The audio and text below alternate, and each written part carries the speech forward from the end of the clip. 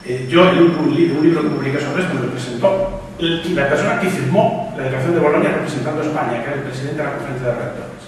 Entonces, no hay ningún plan Bolonia ni ninguna transformación exigida por ningún plan. Hay un acuerdo europeo que la mejor forma de definirlo es como el euro. El euro es una moneda que vale en toda Europa, lo que no quiere decir que los sueldos en Alemania y en Francia sean iguales. Con los títulos de Bolonia cualquiera puede trabajar en Europa, lo que no quiere decir en absoluto que lo vayan a contratar. Porque las barreras lingüísticas van a seguir existiendo, las empresas contratan por sus criterios y, evidentemente, las diferencias de contenidos entre los estudios pueden ser tan abismales que sea imposible para una persona trabajar en otro país. Por ejemplo, ninguna persona que estudie Derecho en Inglaterra puede trabajar en España, ni viceversa, porque los derechos inglés y español no tienen nada que ver. Un licenciado en Filosofía en Alemania no puede enseñar nada en Inglaterra porque no se estudian los mismos filósofos. Entonces, bueno, Bolonia es como el euro, un marco común para que la gente pueda circular, pero que exista el euro no quiere decir que todos seamos igual de ricos. Y entonces el sistema de Bolonia es un sistema de libre circulación de trabajadores y punto. Sin contenido, sin catálogo de títulos, sin métodos comunes y sin nada común. ¿Aquí qué pasa? Que se están interfiriendo tres niveles por parte de unos políticos que son incompetentes, improvisadores y irresponsables. Empezando con el gobierno de Aznar, siguiendo con el gobierno socialista. Y todo esto complicado muchísimo más por una pelea estúpida entre 17 autonomías y dentro de la autonomía por una pelea absurda entre universidades. Bien, ¿qué pasa en el mundo? ¿Qué pasa en Europa y qué pasa aquí? Vamos a ver, en el mundo hay un proceso que es absolutamente real que en Estados Unidos llaman adelgazar las universidades. Adelgazar las universidades es reducir el número de universidades. Voy a dar unos datos. En Inglaterra se quiere reducir, cerrar la mitad de las universidades que existen.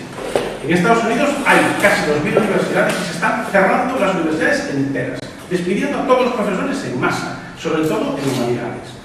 Para que vean, le voy a dar 3 títulos de 3 libros norteamericanos recientes. Uno, los últimos profesores y el fin de las humanidades. Acaba de salir este año. Otro libro, todos están publicados en universidades de élite, la Universidad de Ruinas, la hoguera de las humanidades. No los escriben batasunos, frikis ni hippies, ¿no?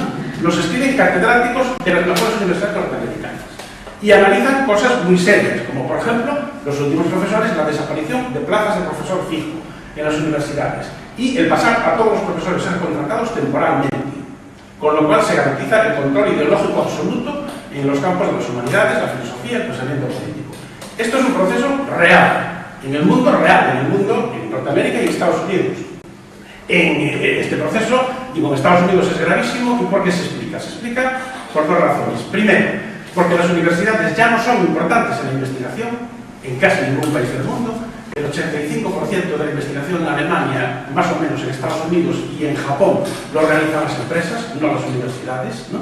Entonces, el papel investigador de las universidades es residual. Hoy en día se habla de la ciencia postuniversitaria, posacadémica, y se trata de formar trabajadores expertos en una competencia. Es decir, que yo quiero un ingeniero que me sepa hacer un tipo de barco y que solo sepa hacer el tipo de barco que se hace ahora. Y si dentro de 20 años no sirve, lo tiro a la basura y cojo otro, que siempre tendré quien trabaje por un salario más bajo.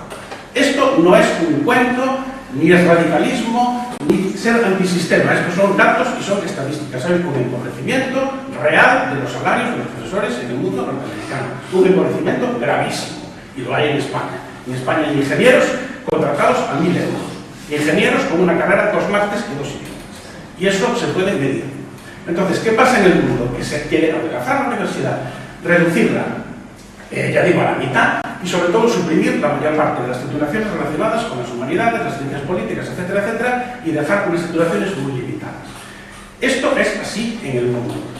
En Europa también es así, en algunos países. En Alemania se cierran universidades, se despiden profesores, y siempre hay un americano que toma las bibliotecas alemanas, porque son muy buenas, vienen de mucho tiempo y saben que tienen mucho valor. Bueno, esto es lo que está pasando. Se llama adelgazar la universidad y es un proceso real que en España no está ocurriendo. ¿Por qué no está ocurriendo? Primero, porque en España no existe un capitalismo potente, punto. En Estados Unidos, por ejemplo, hay universidades que una empresa compra 3, 4 universidades o 12 universidades, cotiza en bolsa las 12 universidades, crea una red de libros de texto, una universidad virtual, y rebaja el nivel intelectual de la enseñanza, convirtiendo la enseñanza en unidades didácticas tipo EGB, que se descargan de Internet, con lo cual la figura del profesor que tiene una trayectoria académica con un trabajo personal y del investigador original, desaparece. Hoy en día, se han hecho un estudio, ninguno de los grandes físicos del siglo XX podría ser contratado en ninguna universidad norteamericana porque no se ajustan al esquema de la contratación, simplemente por la estructura de su currículum, ¿no? Bueno, esto es lo que está pasando. Entonces ahí sí que hay un proceso de reconversión brutal de la universidad, que está documentado, y de compra de las universidades por parte de empresas que las quieren hacer rentables. El problema es que esto está ocurriendo en Estados Unidos, en Europa, y en Europa, ¿qué pasa? Bueno, en Europa había un sistema universitario de base estatal, con titulaciones muy largas y muy sólidas, ¿no? Con un sistema, por ejemplo, estatal de acceso a la función docente, por ejemplo, en Francia, que nace con la Revolución Francesa, que está desapareciendo. Este año han estado ocupadas 40 universidades francesas todo el curso. No ha salido ninguna noticia en España. 40 universidades han estado ocupadas por los estudiantes. 12 seguían hace 15 días. En 12 se pierde todo el curso. En las otras se negocia el curso con un mes de clase. Todos los rectores franceses han estado pechados, durmiendo en la Sorbona. No ha habido ninguna información en ningún medio de comunicación. Ninguna. ¿Qué pasa en España? Bueno, en España se confunde el criterio administrativo de Bolonia con una supuesta reforma de la universidad, con un supuesto intento de privatizar la universidad, que no se puede privatizar porque nadie la quiere comprar, eso es el problema, y luego una parálisis absoluta y una incapacidad absoluta de hacer ninguna reforma porque las comunidades autónomas lo impiden, porque son 17 y ninguna quiere hacer ninguna reforma, el gobierno no le interesan las reformas, ¿no? Y los profesores tampoco les interesan las reformas, ni a las autoridades académicas. En un año, las universidades hemos pasado del Ministerio de Educación al de Ciencia y del de Ciencia al de Educación. El Ministerio de Ciencia estuvo dirigido por una señora que no fue nunca profesora, que era dueña de una empresa, y los dos directores generales principales del Ministerio eran socios de su empresa.